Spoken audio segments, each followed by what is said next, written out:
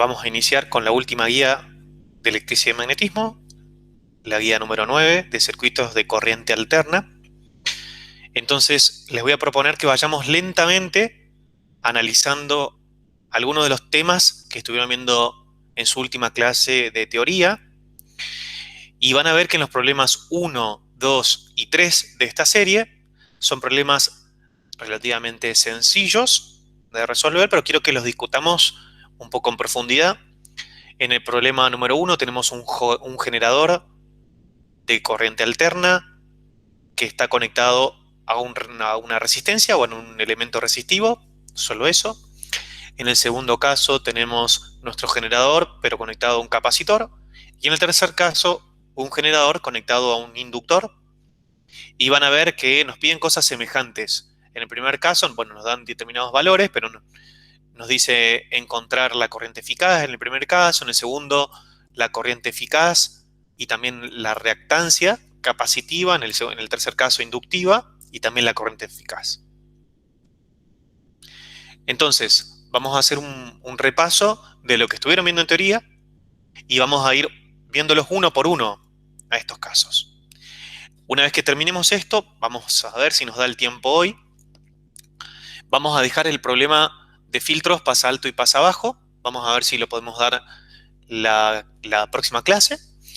Y yo quisiera introducir un circuito RLC, que es el problema 5. Fíjense que tiene muchísimos ítems, porque bueno, le queremos en un solo problema sacar, en vez de hacer muchos problemas diferenciados, a uno solo, sacarle todo el jugo posible. Y esto de poner un montón de ítems, si bien parece que se hace sumamente largo, hay algunos ítems que son muy sencillos, otros son un poco más complejos, pero quiero ir distinguiendo los temas que vamos a ir tratando en cada uno de esos ítems. Un circuito de RLC en serie, no sé si llegaron a ver en teoría, me parece que no, pero es un circuito que tiene una resistencia, un capacitor y un inductor, los tres elementos en serie uno con el otro, conectados además, en este caso, con un generador. Todo en serie. Y vamos a ir analizando distintas características, podríamos decir, de este circuito. Pero bueno, vamos paso a paso.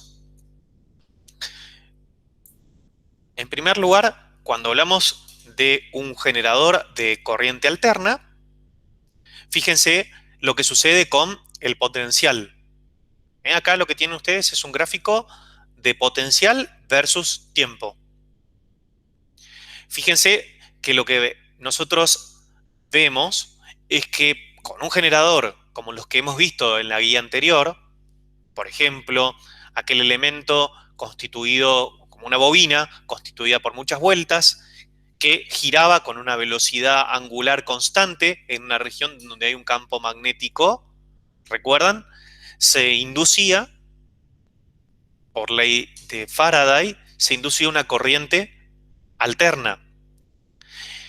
Lo que nosotros vemos es que justamente ese elemento, se genera una corriente si estaba conectado a algún otro elemento, ¿no? Pero lo que nosotros veíamos era que se generaba una FEM.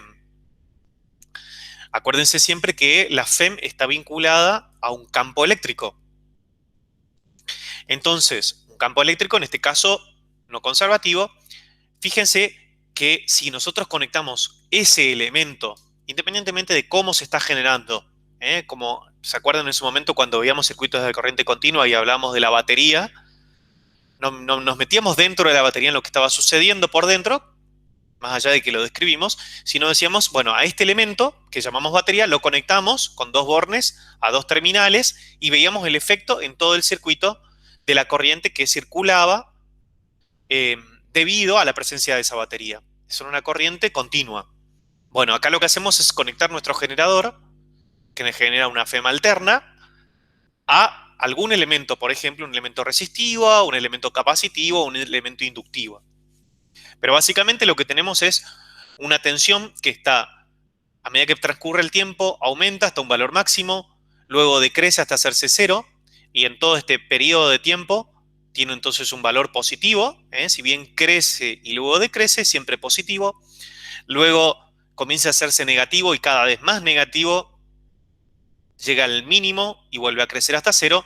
Y recuerdan ustedes que el periodo asociado a esta tensión o a este cambio de tensión tiene que ver con el tiempo que transcurre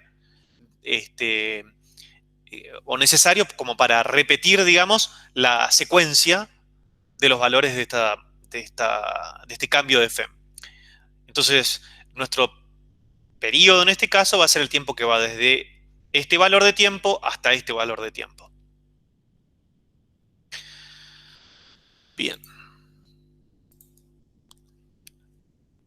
Lo que les decía recién era justamente esto. Pensemos que nuestro generador de alterna es un elemento como este, es una bobina de una cierta cantidad de vueltas, colocada en una región donde hay un campo magnético externo. Por alguna, eh, por alguna razón, digamos, con algún mecanismo, se hace girar con velocidad angular constante a estas espiras, de modo tal que se genera un cambio de flujo de campo magnético en el interior de este circuito, y por lo tanto se induce una FEM.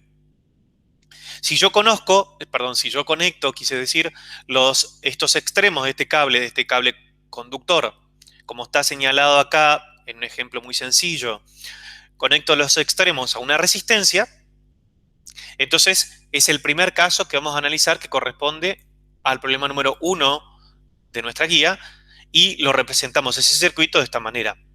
Esta es la simbolización o la simbología que utilizamos para representar una fuente de corriente alterna, una fuente de tensión alterna, una FEM, que varía con el tiempo de manera sinusoidal.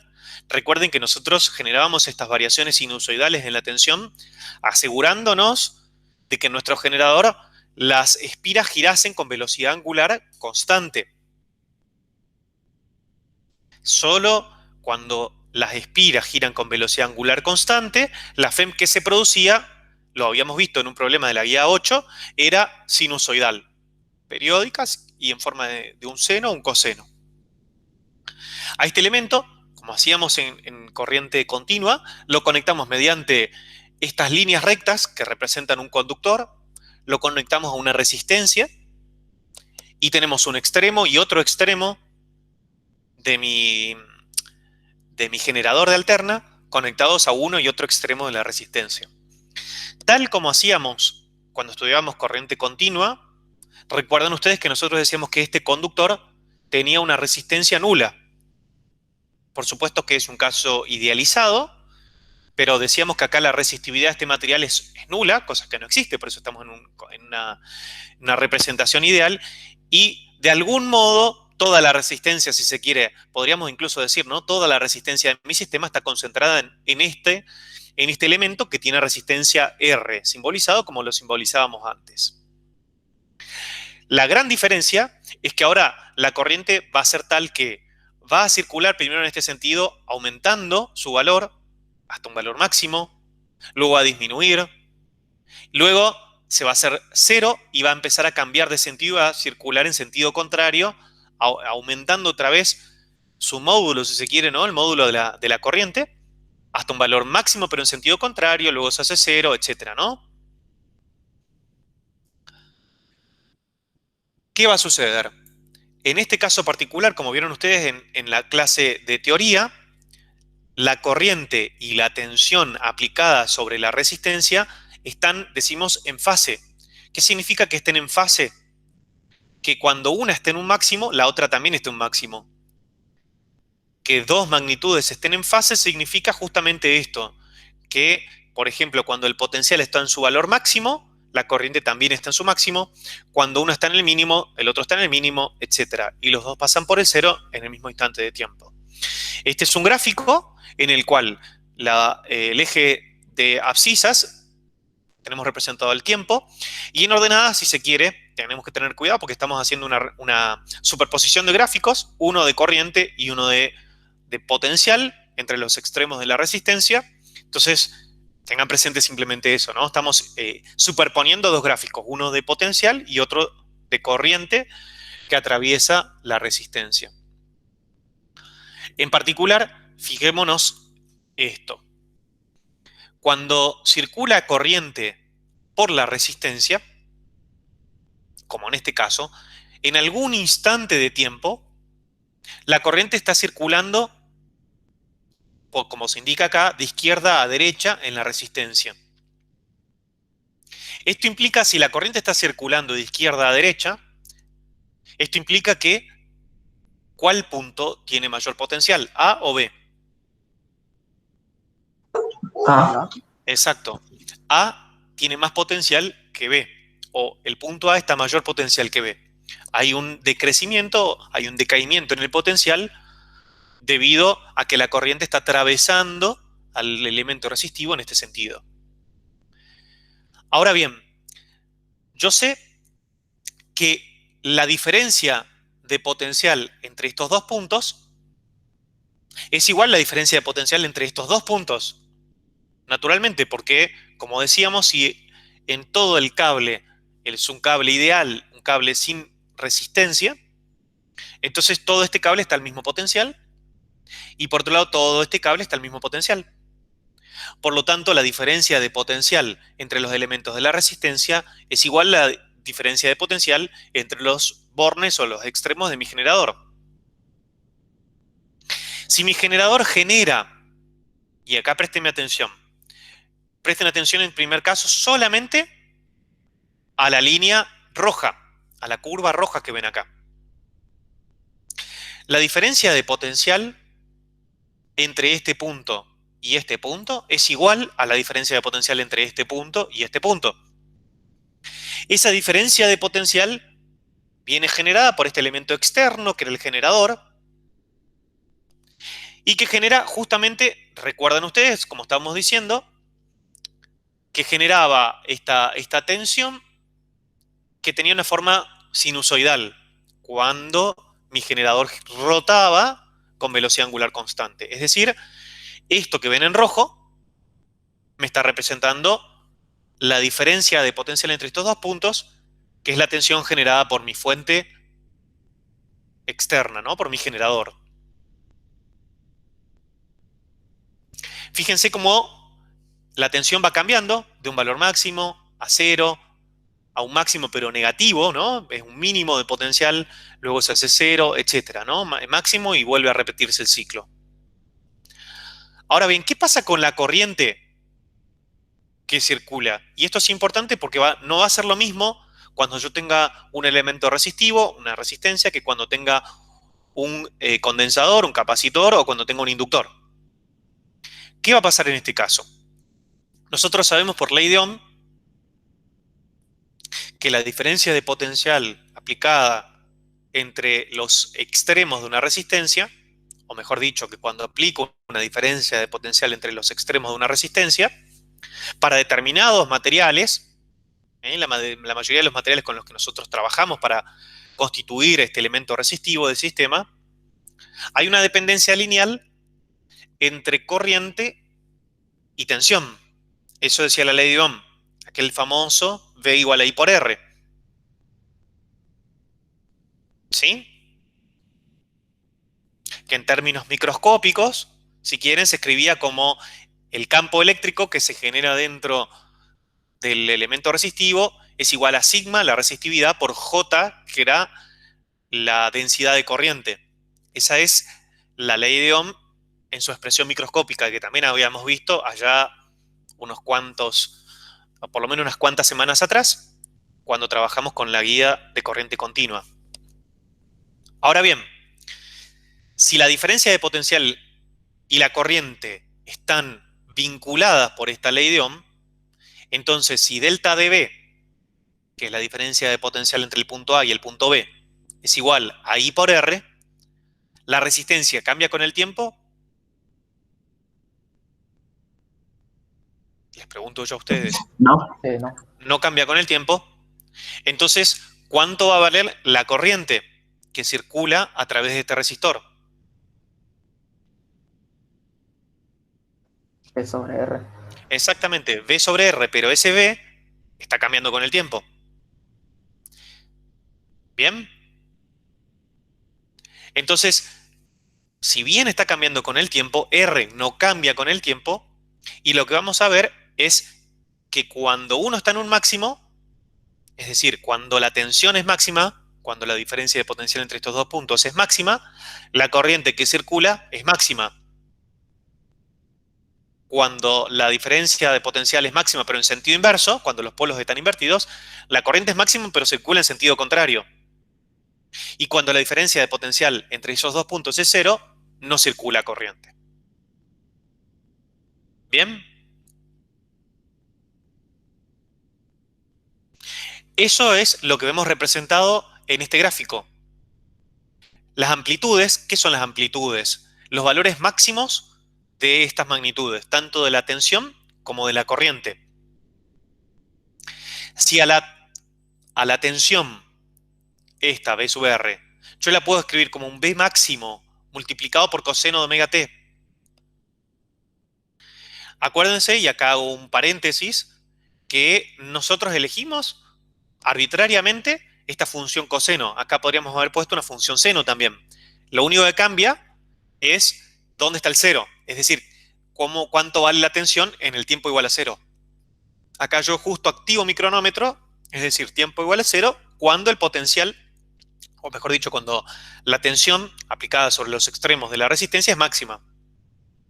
Si fuese cero, empiezo con un, digamos, estoy hablando de un seno. ¿Esto me siguen? Porque esto lo van a ver en algunos libros, lo pueden ver en alguna bibliografía, y no quiero que se confundan. En algunos libros van a encontrar esto. Es el mismo elemento resistivo conectado a una fuente de FEMA alterna. Y fíjense que en vez de tener el B máximo, tenemos el mismo valor, un valor máximo, pero multiplicado por un seno de omega t en vez de un coseno. Pero fíjense que seguimos teniendo la misma realidad física, es decir, están en fase corriente con tensión, que es lo que importa. Nosotros simplemente tenemos un desplazamiento y por simplicidad pueden ustedes trabajar con lo que quieran, pero yo recomiendo, por lo menos hasta que estén familiarizados con esto, que trabajen, elijan uno, por ejemplo, la tensión aplicada, que sea B sub R, que es el valor máximo de la tensión aplicada, multiplicado por el coseno de omega t. Entonces, mi tensión va a tener esta forma, va a tener el valor máximo, que vale B sub R acá, este es el valor máximo. Luego se hace 0, menos B sub R, 0, B sub R de nuevo, 0, etc. Y por otro lado, la corriente que va a valer un valor máximo, también multiplicado por coseno de omega t. Y fíjense que acá veo que están en fase. Coseno de omega t, coseno de omega t. Ahora, ¿cuánto vale este I, que es el valor máximo de la corriente que circula por la resistencia?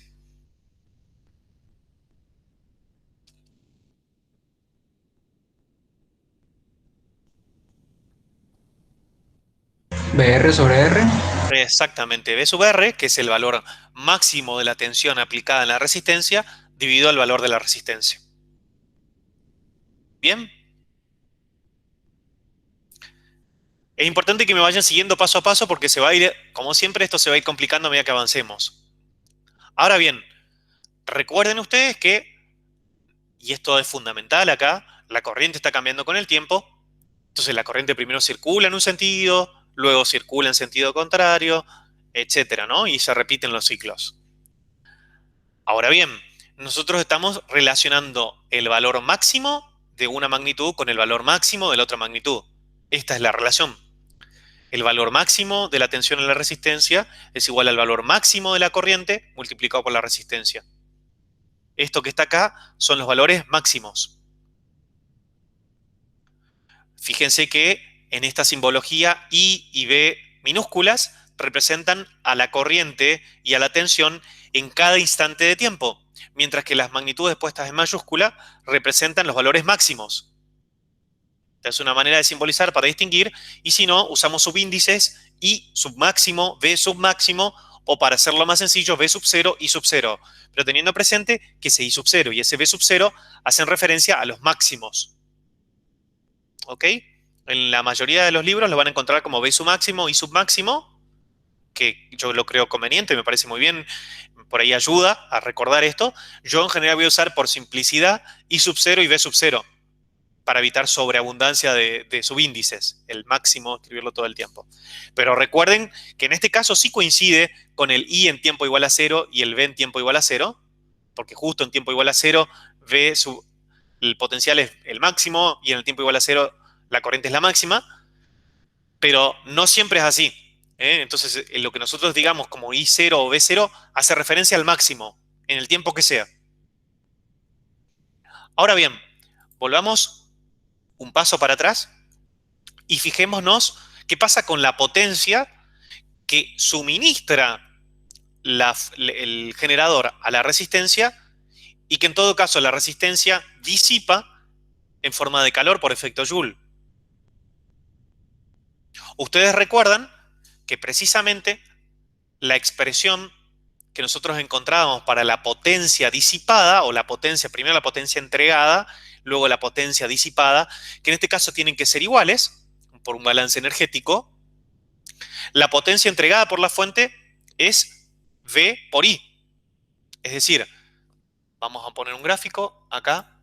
La potencia entregada por la fuente es la diferencia de tensión entre estos dos puntos multiplicado por la corriente que circula por acá. Y esto instante a instante. Mientras que la potencia entregada justamente es esa, va a ser la potencia disipada por la resistencia, que va a ser la diferencia de potencial, la tensión entre estos dos puntos, multiplicada por la corriente. Pero las dos cosas cambian con el tiempo.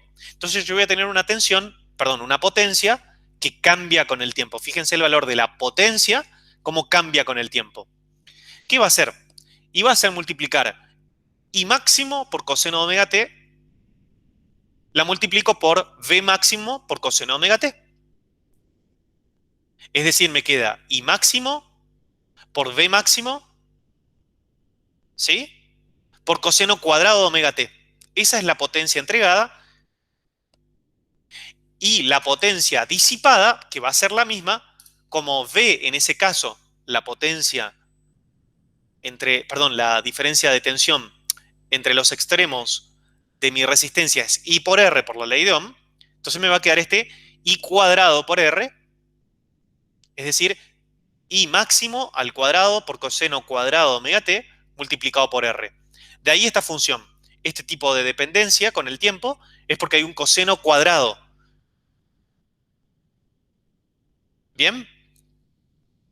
Fíjense que cuando yo tenía un coseno, el coseno va entre 1 y menos 1. Cuando tengo un coseno cuadrado, tengo solo valores positivos. Y va a ir entre 0 y 1.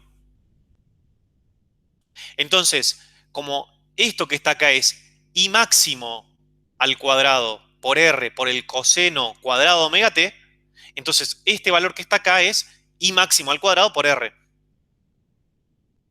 ¿Todos me siguen en eso? Bien. La potencia, ¿qué era?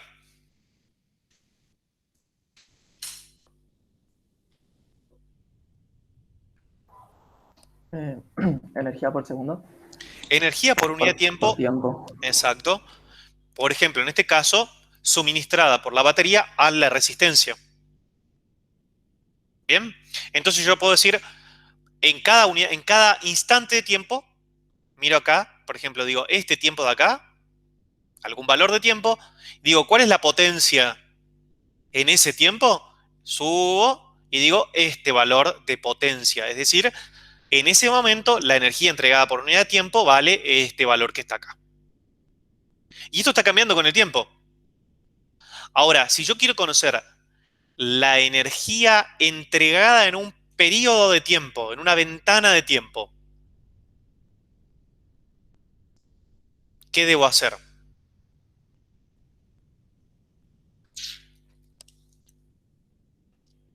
¿Qué operación debo hacer? Hacer la suma de la potencia en cada instante de tiempo. Una integral, ¿puede ser? Tengo que hacer una integral. Tengo que hacer justamente, decir, para cada eh, variación infinitesimal de tiempo, por ejemplo, no sé si me van a terminar de ver acá, si no lo voy a poner en un gráfico y lo voy a hacer, pero imagínense un cierto valor de tiempo acá y suban. Imagínense otro valor de tiempo distante un diferencial de t, un poquito por delante, y suben de nuevo acá. El área bajo esa pequeña curva me da justamente la energía suministrada en ese diferencial de tiempo.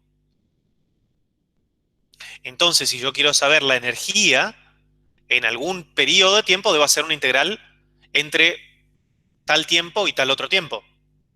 Si yo quisiera, por ejemplo, conocer la energía entregada, entregada por la batería a la resistencia, por el generador a la resistencia, desde el tiempo cero hasta que se cumple un ciclo completo, que estamos acá, este es un tiempo t que es igual al periodo,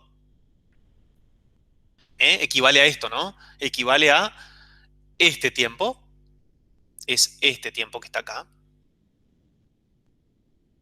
Entonces, ¿qué debo hacer? Calcular el área bajo la curva. ¿Ok? Eso me va a dar un cierto valor que es una energía suministrada por la batería, perdón, por el generador a la resistencia. Me da un cierto valor. Pero fíjense que la potencia fue cambiando con el tiempo. Lo que yo puedo decir es, en un periodo, yo tengo tanta energía. Y eso va a ser siempre lo mismo. Cuando se cumple otro periodo, yo entrego la misma cantidad de energía. Otro periodo, yo entrego la misma cantidad de energía, que es la que va a disipar la resistencia. ¿Me siguen la idea? Esto lo vieron en teoría. Bueno, lo que hacemos nosotros es decir, bueno, ¿cuál debería ser el valor de corriente continua para que se disipe la misma cantidad de energía? Entonces lo que hacemos es buscar un valor constante, que es este que está acá pintado en celeste, con línea de trazo celeste, de manera tal que el área bajo esta curva, es decir, ese rectángulo, cuya base vale 2pi sobre omega, cuya altura vale el valor de la corriente que esté acá al cuadrado multiplicado por R, ¿sí? Después vamos a ver qué es este valor. Tiene que valer lo mismo que la integral bajo toda esta curva.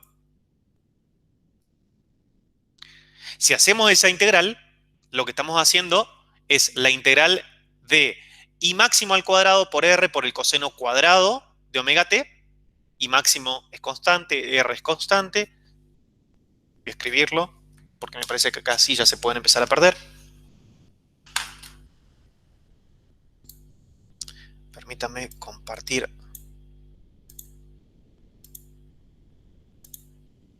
pantalla.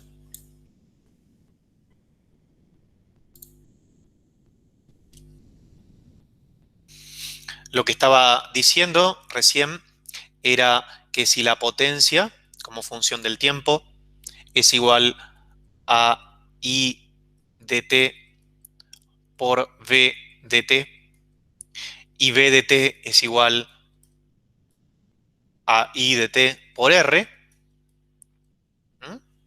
esto si quieren así, ley de Ohm.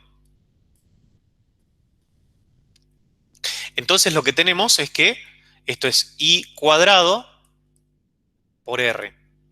E I cuadrado era I máximo al cuadrado coseno cuadrado de omega t multiplicado por R.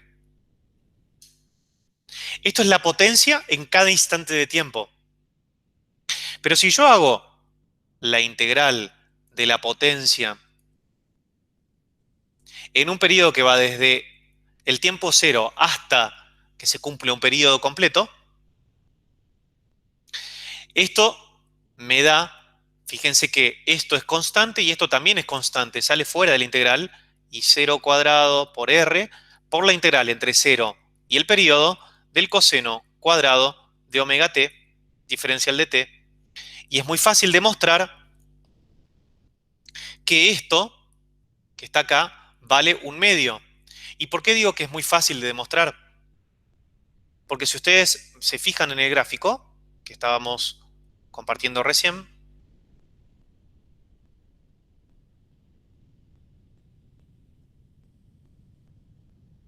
fíjense que este que les estoy mostrando es el gráfico del coseno cuadrado multiplicado por un valor máximo, que en mi caso es I0 al cuadrado por R. Si yo tengo el seno cuadrado, en vez del coseno cuadrado, lo único que voy a tener la forma del gráfico va a ser la misma, pero voy a tener un desplazamiento. Es decir, va a ser un gráfico como este, así, pero la forma del gráfico es la misma. Es decir, en un periodo, en un periodo completo, es decir, desde tiempo cero hasta tiempo igual a t mayúscula, el periodo, la integral del coseno cuadrado omega t y la integral del seno cuadrado omega t son exactamente iguales. Y como ustedes saben que el coseno cuadrado más el seno cuadrado de un argumento es igual a 1, si las dos integrales son iguales, entonces una tiene que valer un medio y la otra tiene que valer un medio, para que su suma valga 1. Esa es la manera sencilla de mirar esto. Ahora bien,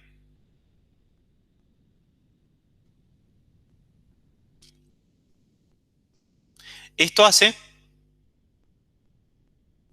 que esa integral valga I0 cuadrado por R sobre 2. Si yo quiero, este es el valor máximo de la corriente. Pero si yo quiero saber cuál tiene que ser la corriente continua que debo usar para generar la misma energía o disipar en el caso de la resistencia en un periodo, ustedes recuerdan que en corriente continua, si mi corriente es continua, ¿cuál era el valor? Digo, ¿cuál era la expresión de la potencia disipada? I cuadrado por R. Efectivamente, I cuadrado por R, y a esta la vamos a llamar corriente efectiva. Si relacionamos estas dos expresiones, de acá va a aparecer algo que van a usar mucho, y que es I efectiva igual a I0 sobre raíz de 2. Entonces, la corriente efectiva, que es el equivalente de de una corriente continua que generaría la misma disipación de energía que esta corriente que varía de forma sinusoidal, vale el máximo de la corriente que varía con el tiempo dividido raíz de 2. Y como conocemos cuál es la relación entre corriente y tensión, después vamos a ver que lo mismo podemos decir para el potencial. Vamos a tener una tensión efectiva que también va a ser el máximo de la tensión sobre raíz de 2. Muy bien. Dicho esto, podemos pasar a nuestro problema.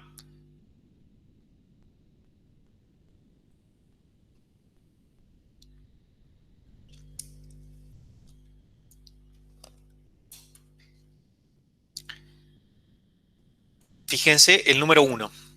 La caída de potencial entre los extremos de un resistor que está conectado a un generador de corriente alterna es, bueno, delta de V varía con el tiempo y es V0, valor máximo, coseno de omega t. Encontrar la corriente eficaz, es decir, cuál sería la corriente continua que generaría en un periodo de tiempo o en un tiempo equivalente al periodo la misma disipación de energía que esta corriente alterna, si el máximo de la tensión es 200 voltios y la resistencia es 100 ohm. En primer lugar, ¿cuánto vale la corriente máxima que circula por el resistor? 2 amperios. Exactamente, 2 amperes. ¿Sí? El valor máximo de la tensión dividido la resistencia, 2 amperes. Pero ese es el valor máximo de la corriente. ¿Cuánto vale la corriente eficaz? Yo dije efectivo, perdón, es eficaz. 2 sobre raíz de 2. 2 sobre raíz de 2, y como todos recordarán, eso es igual a raíz de 2.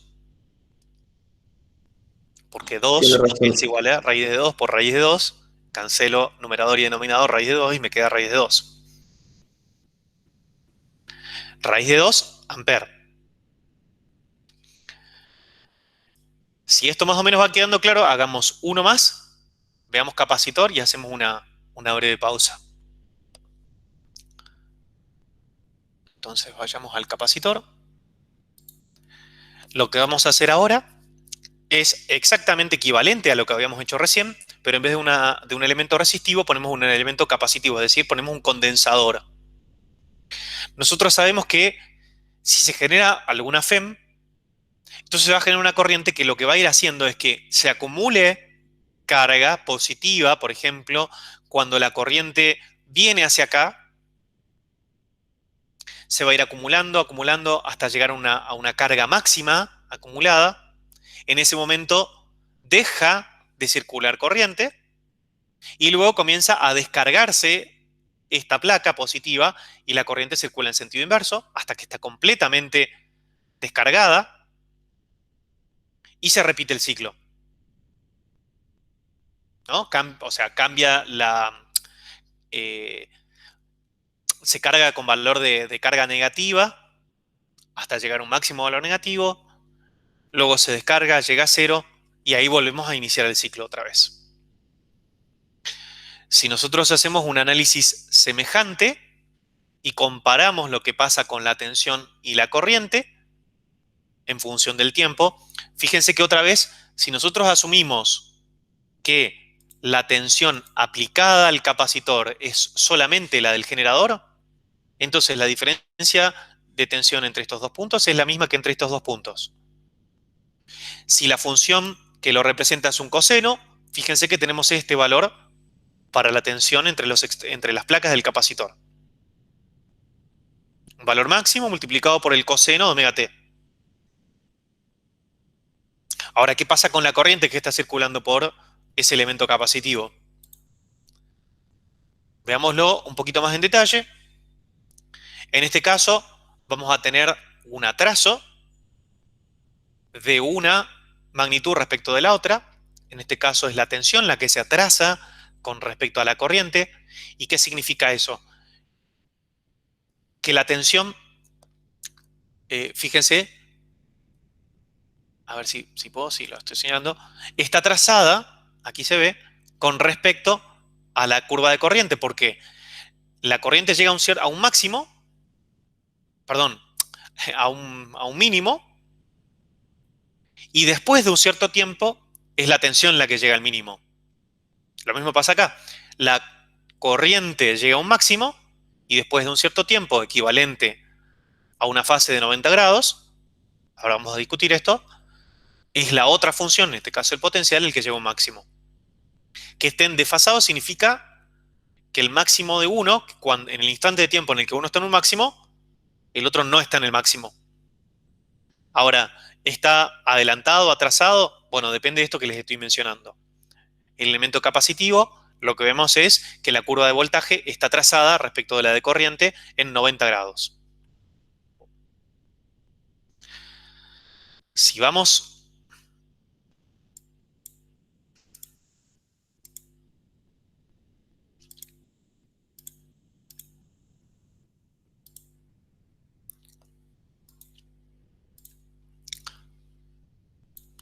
sigamos acá, lo que vemos es la tensión aplicada entre los extremos del capacitor. Dijimos que era V máximo coseno de omega t.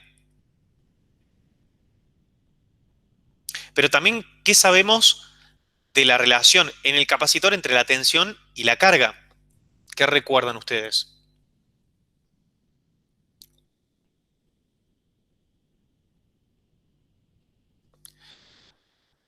La tensión entre los extremos, entre las dos placas, la diferencia de potencial entre las placas del capacitor, era proporcional a la carga de una de las dos placas.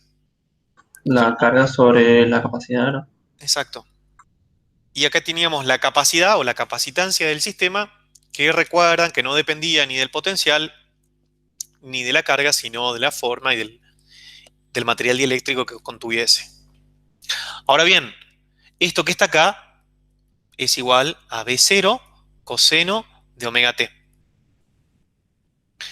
Esto es el máximo de la tensión aplicada y este es un valor constante, no cambia con el tiempo. La capacitancia, como estaba diciendo, depende exclusivamente de la geometría, que no la voy a cambiar, y del material que está dentro, que tampoco lo voy a cambiar. Entonces es un valor constante, no depende del tiempo.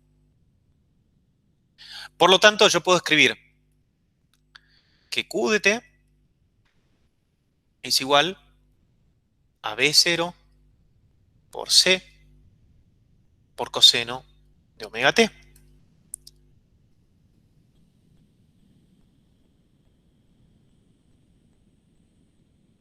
¿Sí? Y si continúo un poquito, ustedes recuerdan que esta corriente, perdón, esta carga acumulada, ¿cómo la puedo relacionar con la corriente?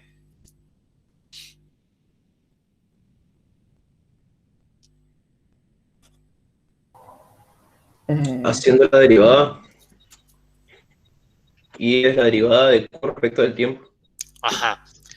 Y de t es igual a la derivada de Q de t respecto del tiempo. Es decir, la velocidad de carga o de descarga del capacitor. La velocidad con la que se está acumulando carga en el capacitor o descargando el capacitor. Y esto es igual a ¿qué? Constante, constante, B0 por C. La derivada del coseno de omega t, ¿qué da?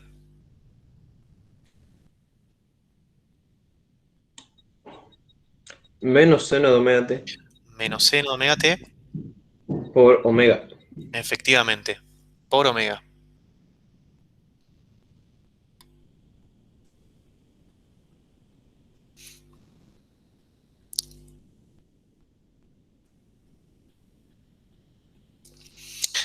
Ahora,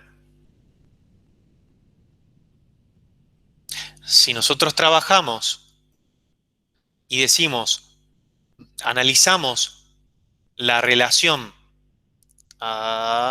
espérenme, aquí, a ver si lo vuelvo a escribir a este para que podamos verlo. B de t e I de t, si relacionamos B de t, que es B0 coseno de omega t, con I de t, que es esto multiplicado por el seno de omega t, lo que tenemos aquí es un valor constante, que es el valor máximo de la corriente. Entonces, I0, que es el valor máximo de la corriente, es B0 por omega por C. Nosotros a esto, omega multiplicado por C, 1 sobre omega C, lo vamos a llamar reactancia capacitiva. Tiene unidades de resistencia, se mide en ohm, y esto hace que yo pueda escribir esta expresión como B sub 0 sobre X sub C.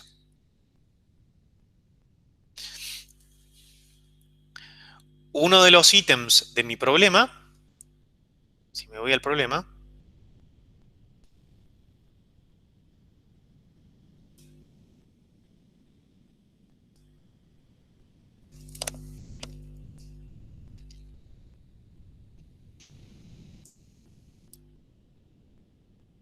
espérenme que no estoy encontrando la guía, acá está.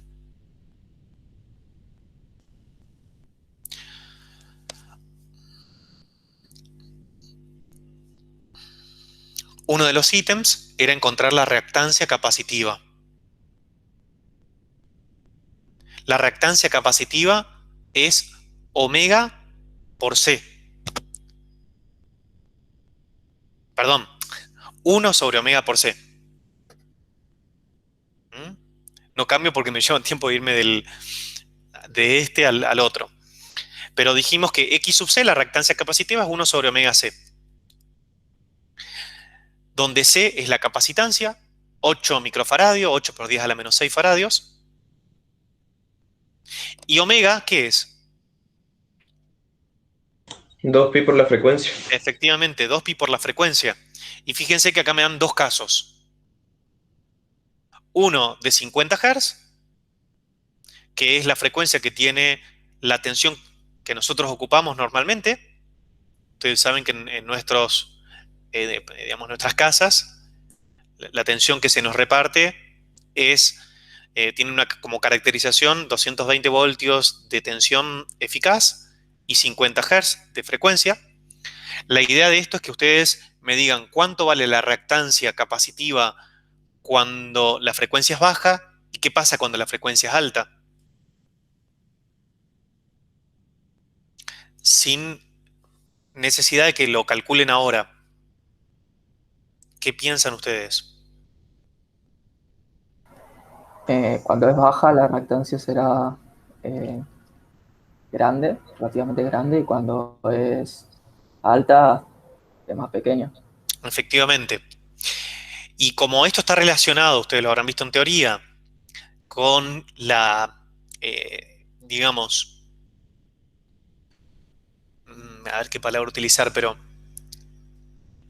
con la facilidad, podríamos decir así, de dejar circular corriente o no de este elemento capacitivo, como la reactancia capacitiva medida en ohms, ¿no? Medida en unidades de resistencia, es, Lautaro, que habías dicho, ¿más alta o más baja acá? ¿Qué dije? Más alta. Más alta acá que acá. Lo que estamos diciendo es que mientras más alta sea la frecuencia, menos oposición a la circulación de corriente opone el capacitor. Vamos a ver después que pasa lo contrario con el inductor. Esta es un poco la idea. Pero recuerden siempre, este omega es 2pi por esa frecuencia. Omega no es 50 Hz ni 2000 Hz, sino que omega es 2pi por 50 Hz o 2pi por 2000 Hz. Pero además, el problema me pide calcular la corriente eficaz. A ver, espérenme antes de cortar este, si puedo sacarlo de acá. Acá estamos. Vamos a quedarnos por acá, me parece que es suficientemente claro este gráfico. Fíjense que nosotros habíamos escrito justamente esto mismo. En realidad nosotros habíamos escrito la expresión para la corriente. Con la expresión que hicimos, que encontramos para la corriente, podemos escribir también la de la tensión. Podemos escribir una o la otra. Fíjense que nosotros acá habíamos escrito, eh, perdón, no, estas expresiones no se fijen, estas expresiones que están mal. Pido disculpas que hice una modificación del gráfico y me olvidé de modificar esto. No miren las expresiones, perdón. En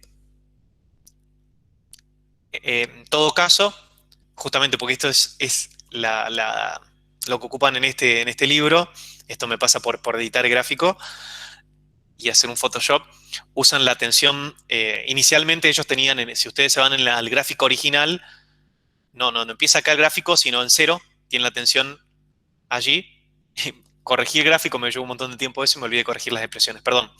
Pero acá debería decir I sobre omega C por coseno de omega T, y acá debería decir I coseno de omega T más 90.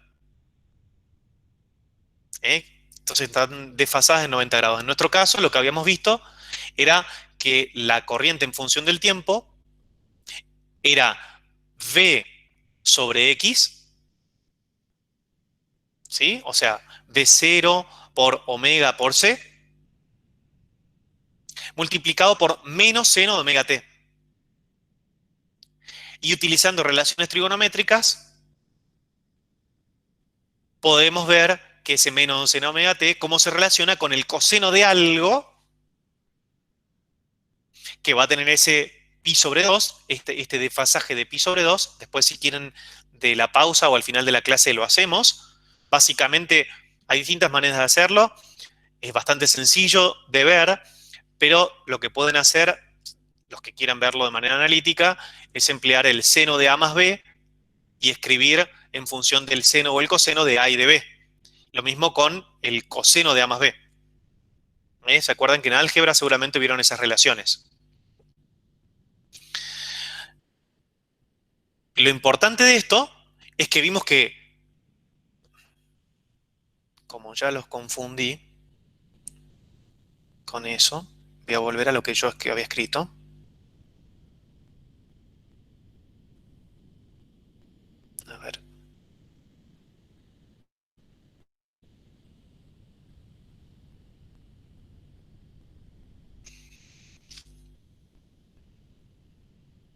acá.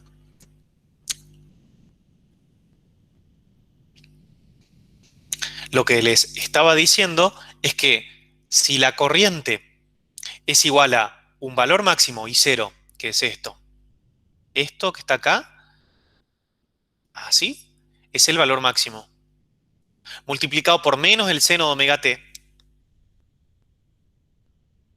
Yo eso lo puedo escribir en términos de un coseno. Y el argumento va a ser el mismo, pero desfasado en pi sobre 2 o en 90 grados. Ahora bien, si bien están desfasados en 90 grados en el tiempo, a mí la pregunta del problema me estaba planteando cuál era el valor de la corriente eficaz. Entonces lo que yo acabo de encontrar es la reactancia capacitiva, que es esto que está acá. Eso es lo que habíamos visto recién. ¿Cómo encuentro la corriente eficaz? Bueno, si yo sé que I eficaz es igual a I0 sobre raíz de 2, y también sé que B eficaz es igual a B0 sobre raíz de 2, entonces en esta expresión divido en ambos miembros por raíz de 2, y esto que está acá es precisamente I efectivo. Entonces lo que debo hacer es, ya tengo la reactancia capacitiva que acabo de calcular. Hago la inversa, 1 sobre ese valor, y lo multiplico por la tensión máxima, que mi problema era 200 voltios, sobre raíz de 2, y encuentro la corriente efectiva. La corriente eficaz, perdón. ¿Pudieron seguirme? Bien, el tema de los desfasajes, seguro que lo vieron en la teoría. No se asusten con eso, después lo miran, intentan hacerlo ustedes, hacen los gráficos, van a ver que sale de manera bastante sencilla. Nos queda entonces el último caso, que es el de un elemento inductivo en el sistema. Corto por Profe, acá, sí. no, quería hacer una acotación nomás que vemos que si la si la frecuencia del circuito tiende a cero, entonces la reactancia capacitiva tiende a infinito. Es que Exactamente. eso sería como un circuito abierto continuo. Exacto, exactamente. Mientras que en el caso contrario, ¿cuál sería? Sería como un cortocircuito. Sería un cortocircuito. Una frecuencia muy, muy alta llevaría a un cortocircuito. Efectivamente. Vamos a ver dentro de un rato que pasa lo contrario en un elemento inductivo. ¿Cortocircuito significa que está abierto? No. Significa precisamente que es como si hicieses un puente, que está cerrado. Ok. Es como si no existiese ese elemento. Ahí está.